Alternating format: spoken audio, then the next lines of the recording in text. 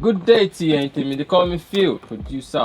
Welcome back to the PWFL Studio 101. So one thing I want to introduce you to now is loop samples. Yes, loops are already made sounds that you can always introduce to your music. We use that a lot too in music production. Samples are, you could get a sample from the internet, you could get it from any source. You could take your phone and record a sound source and you introduce it to your music. To stretch your loop in FL Studio, when you double click it, you could resample. When you resample and you stretch it to change the key of the sound. But when you don't want it to change the key of the sound, just come to the mode, click on mode, you see resample, click on it, you see stretch. So you just click on stretch and you're able to stretch your sample or your loop. So now I'm going to stretch this to cover up for my 4 bars. So let's play with the drums we have already.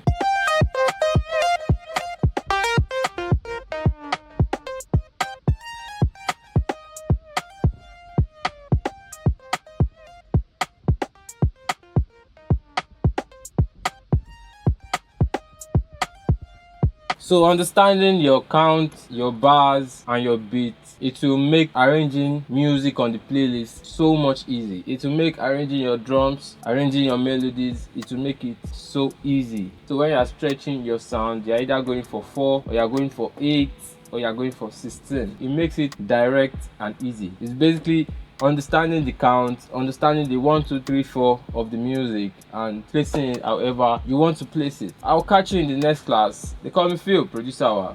And you know what? I love you. See you next time.